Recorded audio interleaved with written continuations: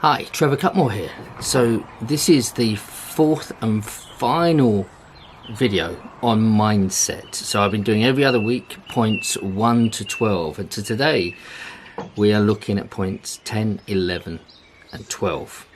So we've covered quite a few things on mindset from the very beginning: get up early, read something positive, attitude of gratitude, helping people, judge less, no excuses ever, listen more, celebrate and laugh. Now then, these final three are extremely important. And look, mindset, as I've said before, is something that for me it's 90% of what I do, whether it's property, business, even training. 90% of the delivery is about how I approach that. And in everything that we do, whether it's our relationships, if my mindset is right and I can start to appreciate and have the right mindset towards my children, my wife, my friends, then that is something very powerful. When I go into business meetings, I have a goal set before I go in, what I want to achieve. I think about how my attitude will be, how I want to come across, how I can respect and help those people, and what value will I bring into it. So you can see that mindset is so much more when you put it into practice. And you know, for me it is everything. Everything that I do, without the right mindset, going into a meeting, whether I'm going to view a property and to negotiate, especially when I'm direct to vendor. When you're with an estate agent, you don't need so much. You can ask questions. Unfortunately, a lot of estate agents today, there are a lot of key holders. I think that's been driven down because of people like Purple Bricks. So a lot of the high street estate agents really don't have the funds to employ really great staff as they used to. There is a change, and that is quite a sad thing that I am seeing on a regular basis. You basically just have key holders, and when you're asking them information about the property, about the economy, about the values, unfortunately these people don't know much. But when you are direct to vendor, mindset is everything. You must be able to connect, you must be able to go in and know that. Look, let's be honest guys, every single one of us watching this, we have stuff going on, all right? Whether Marie came through cancer. If you watch my other things, you will know that. Also my brother died of cancer. Friends, they've lost family and loved ones, whether it's money troubles, whether it's your children upsetting you or going off and rebelling, whatever it is, we all have stuff going on. And when we go into a property especially, and we're direct to vendor and we're looking for something, it might be of a creative nature, then we need to be able to put that away and work in our mind, and so we have the very best that we can be. So a lot of people say that options don't work, or some of the creative stuff doesn't work. Well, sometimes they're just in the wrong mindset, or the wrong type of person. They need to be able to connect. But look, we all carry these burdens of life, and when we can learn to hold it much lighter, or to be able to control it, and so when we go into some situation, then that is the powerful way to be. That you can go in light, head up, shoulders up, breathe in, hello, my name is Trevor Cutmore, and away you go. Much rather than, hi, I've come to see the property. Those things, they're different in a massive way, because people like confidence and like to see it, not overconfident, but they like to see confidence. So remember, business is know, like and trust. So all those things you're going to have to develop very quickly, and your mind is the key to success. There's no doubt about that. So point 10 is no extra time. So time is one of the commodities that we do value, I think, but it's funny how we put money, I would think, ahead of our commodity of time. It's very interesting. I think time becomes more precious the older you get. When you're young, you start to think, when I'm 13, I want to be 18. When you're 18, I want to be 21. And then when you get to sort of 30, no, I want to be 21. Now, I'm 57. And I have to say, honestly, I always bear my heart to you guys, that when I was 56, it never meant anything to me. But a week before my 57th birthday, I suddenly had the realization that I'm nearly 60. And I thought, wow, all of a sudden that's different. I don't feel it. I'm fit and healthy. I'm very, very blessed, and I continue. And I love what I do. I love the world of property or business and entrepreneurialism. I absolutely have a passion for it. So will I retire? Probably not. I keep forging forward, and my passion is to inspire others, to share the knowledge of what I've learned, and so people can mitigate and mitigate risk and succeed without making costly mistakes. That's a passion. That's the reason for these videos. So no extra time. What do we do? Look, a lot of people, let me give you one tip. First of all, when you're investing with people, especially friends and family, the amount of people that start to talk and they're on their phone like this, yeah, I know what you mean, yeah, and they just seem that they have this right to start doing that in front of anyone constantly. Let me tell you, that is a devaluation. You're devaluing that person that you're talking to. You're saying, this is more important than you. And it's a real shame, but I know it's a cultural thing now. It's just becoming a second thing. But look, those things that we look at, we ought to put in a different time. The people that we are in front of is one of the most important times you're going to have with that person. And we need to value that more. So that's one thing. So how do you save time? Well, maybe dealing with, Facebook, emails, you need to log a time during the day. So if you're with certain people, put it in your diary, even if you're the family. So let's suppose you're having lunch, but at 2:30, it's if you've got an appointment. You say, look, at 2:30, I need to be in this meeting, which is your meeting, to do your Facebook and your emails. Making extra time is really crucial. Now, to make extra time, I've got a tip for you. I've got friends who are really analytical, and they have everything on a spreadsheet, from washing powder to shaving gel, which I haven't shaved today, it's a weekend, shaving gel, etc. And what they will do is that they will buy in bulk. They will buy in bulk for the year. They will have their shirts. They'll have 30 odd shirts, and then they get them collected once a month, because they work out that they save money that way, and it gets done in one go. So they're not spending that time going to the dry cleaners. The other thing, if you're in your journey and you want to make more time, why not for 12 months do your ordering online for your food? Now, I understand a lot of people say, well, it's not, I can't see the freshness of the fruit and veg and stuff. I get it. But make that sacrifice for 1 year. Try it for 1 month. Think, when you go shopping, that's probably a 2.5 to 3 hour time by the time you get there, park, go around, queue up, pay, come back, and that's it. So imagine if you could save 3 hours a week, that's 12 hours a month. That's a day and a half working, solid working, that you can put into your business, your property journey. That's research, that's going out viewings. Because a lot of people say, I don't have the time. Well, we do. And it comes back to no excuses. Look, manage that time. It comes back to the first point. Get up early. Deal with the emails. Deal with things. Look at when you are what's posting. If you want to make a video, make it early, make it night before, and send it in the morning. Do these things, and you will find that you will create more time. It's one of the things that I said right at the beginning of these talks.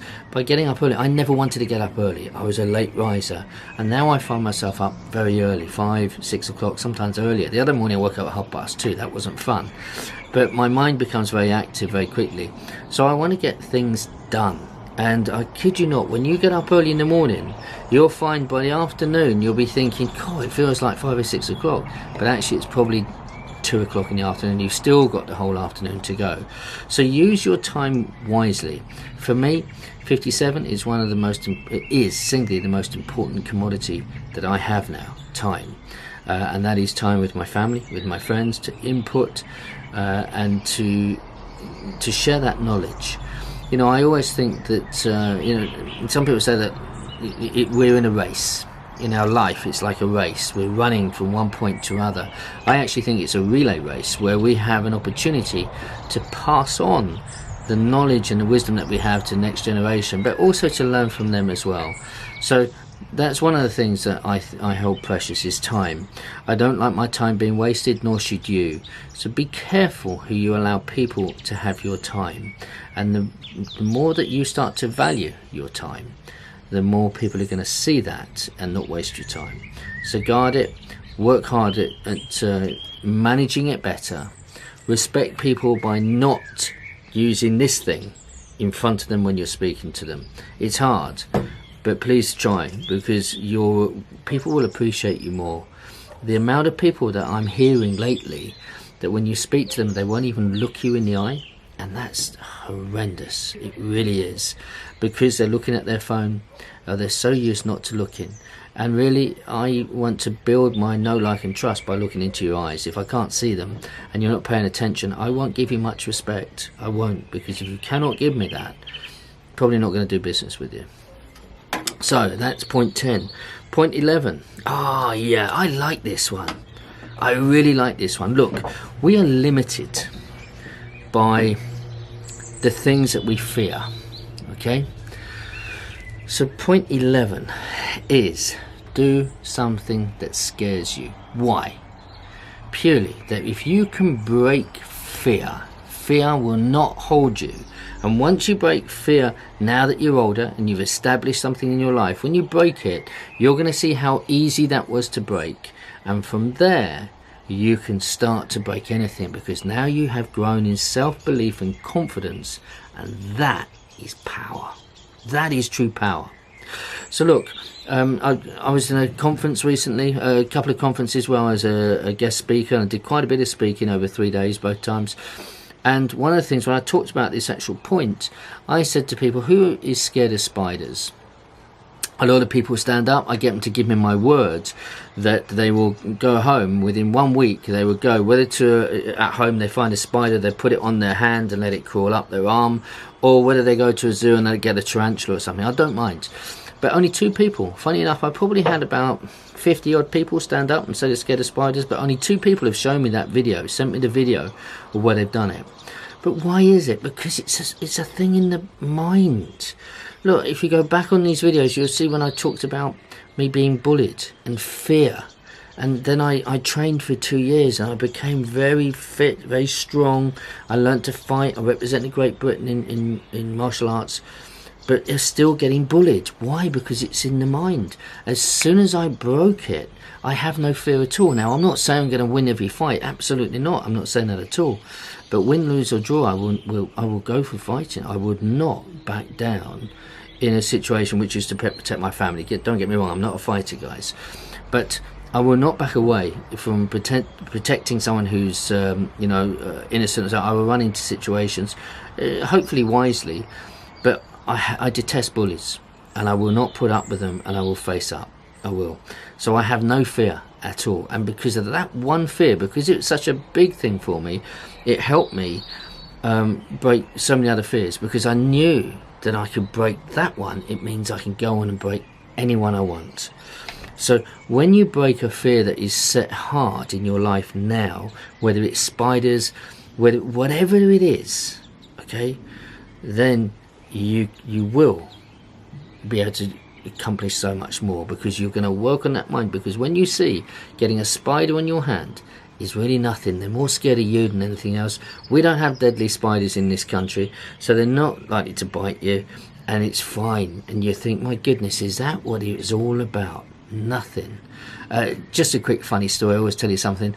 In this conference I've just been away, I arrived the night before in a hotel, and it was late. I arrived at 11:45. I put my rooms in. I went to the bar to get one drink before bed, and the barman was there, and one other guy came in, and I would say he's in his 30s, and he came in, said good evening, but he went straight to bed. Within 5 minutes he came into the bar, and there was no one else in the hotel at that time. And he said, look, I'm ever so sorry, but there's a spider in my room and I'm really scared. He said, I won't be able to sleep at all unless you can get it for me. And the barman said, I'm scared of spiders. So I said, all right, come on, let's go. So we went and got the Hoover. And when we went into his bedroom, I'm not kidding, it was up on the ceiling, against the wall, the ceiling and wall, and it was that big. It was tiny, not even a quarter of an inch. So I hoovered it up. I mean, I would have picked it up, it didn't bother me. And he managed to get to bed and sleep a good night's sleep. But it is funny what fear can do, to imagine, to keep you awake all night when you're going to have a place of learning. So please, challenge yourself, whatever it is. Say out publicly that I am going to do this, whether it's Facebook or wherever, and let me know. I'd love to know what your challenge is, and I want to celebrate with you, and then we can laugh as well how crazy it was, what held you back. But you'll find that you can break and break and break anything, because one of your biggest fears is going to hold you back, but not anymore. All right. So that was point 11, and the last one is this one. All right. The very last point on the mindset talks is confess your goals and dreams every day. So for quite a few years, my wife and I, we make our goals. We do them separately, and then we come together in January and we put them together on a list. Normally it's about 12-15 goals where it's personal, family, financial, business, philanthropy, etc. And we would do those. Like I said, about 15. Then we put them, or it used to be on the inside of the wardrobe. Now we've got these sliding doors, but we put them where you can see them, so constantly we can see them. We talk about them. I talk about other people, what I want to achieve. Not to everyone, but to people that I trust, what my goals are, whether financial, business, whatever. But these goals need to stretch you. It shouldn't be something, if it's in January, it shouldn't be something you can achieve easily. But sometimes they do come easily because you're now stretching towards them. But if you find them really easy to achieve, then you need to stretch a bit more, because goals should pull you towards them, not be easily accomplished. However, by confessing them and just talking about them every single day, so putting them in front of your eyes and verbalizing it so you can hear it. So this is what I'm getting. I am going here. Now, I'm not talking about standing up and say, I'm a property developer and I'm going to make £1 million cash in the next year. Look, I'm not talking about doing that every day, so money cometh in that way. What I'm talking about is, this is what I'm going to do. Whether I'm going to see 40 properties and I'm going to get, I know that the stats are around about 5%. So about every 40 properties, I'm hoping to get 2. But I'm going to view. So nothing's going to stop me doing this. Now, if you read the book, as I suggested earlier, on Go for No, that's a great way to mix in to your goals. By seeing 40 properties a month, and you think, I'm going to go for the no's and the no's and no's, and if you read that book, you know exactly what I'm talking about. But that changes your mind, and it's brilliant. Okay, now there are other goals which, yes, you are going to confess, but I do see some people, they get the wrong end of the stick. I remember one guy said, someone's going to give me a new car. I'm going to turn up in a lay-by and someone's going to come and give me a key to a new car. Now, I'm not saying that can't happen, but come on guys, it's highly, highly unlikely. There needs to be effort and reward, and the effort is you getting out and doing it. It's not just, I'm going to achieve, so much money a month. It's, what are you going to do to get there? So with our goals, we write them down, and then we say, okay, how do I get there? Because we're not talking about winning lottery, not talking about clicking our fingers or rubbing a genie lantern or something. This is about real stuff, about how you and I will do the work that needs to be done. And by confessing our goals, it keeps it in front of our eyes, and that way we keep doing it. Because the easiest thing when things aren't working is to fall off and to turn around and say, do you know what, it's not working. And that is unacceptable, because that's the mindset of a defeatist, of someone who's not going to succeed, who's going to point at others and say, do you know what, it doesn't work. Of course it won't work for people who don't want to persist in it, but that's the importance of confessing every single day what you're going to do. So look, these are the things which I believe is the mindset of a champion. And a champion is not made by what they do on one particular day, but it's made by what they do on every day. Do you see the difference? And when you start doing something every day, then you will be successful, because every day you won't find a successful deal. But by doing something every day, you will find successful deals, because you go along expecting to find it. All right, not going once a month to look at property and say, oh, can't find it. But this is about doing something that is absolutely with your passion, with your heart, and diligence and persistence is the key. You can't do it half-heartedly. You know, I've seen people, I've mentored a lot of people, and you know, I've seen the difference of people who have passion and drive and people who almost do it as a lucky charm. Well, you know, I'll view a few properties, and if it doesn't work, it doesn't work, and I'll go next month. I see the difference in people. I promise you, I've mentored hundreds of property investors, and I know in a very quick space of time who's going to be successful, who's not. Now, some people get lucky, very lucky. I know a friend of mine, he put 6 leaflets out and he got 2 deals from that. That is brilliant, and good luck to him. That was phenomenal. I've never heard anything like that happen before, but I know him personally and he did it, and that was great. But look, I hope you enjoyed this series of mindset. For me, it's really important, and what I've done is shared really the mindset that I live by and that's helped me. I know this has helped many other people. I've shared this message with quite a few people, but this is something which I truly believe will make a difference to so many of you in your life. You take with it, you apply as much as you like. There's one of my friends who took this message when I first wrote. He wrote all of the messages down, all of the points down, and then he actually sent me an email of how he personalized it to himself and really expanded on it, and I was blown away what he'd done. And that's the whole point of this. This is to help you guys. You know, like I say, I really hope you enjoy and this helps you on your journey. But this is the mindset which I've adopted. It came from basically another person that was sharing these points with me. They've been absolutely extremely successful, and I know that that's come from other people. So this is the mindset of successful people. Now, will there be some more? Of course there are. Especially when you start to personalize it. But I just hope that that gives you a great taste of mindset, the importance of it, and how to apply it. So listen, finally, please share this video if you like it. Please subscribe, and more than that, I love your comments. So far, I have answered every single comment that has come in on my YouTube channel personally. I reply back, people can see it. I'd love your comments of how you find this, and also, you know, you can private message me. You'll find me. I'll put my email there. You can send me an email about any topics that you want me to discuss. I have a lot of knowledge in my head, and it's always a pleasure to bring that out. All right, listen, have a wonderful week. I'm back on next Monday. Really exciting talk, interview next week to share with you guys, which I'm really excited about. And have a wonderful week. I'll see you soon. God bless you. Bye-bye.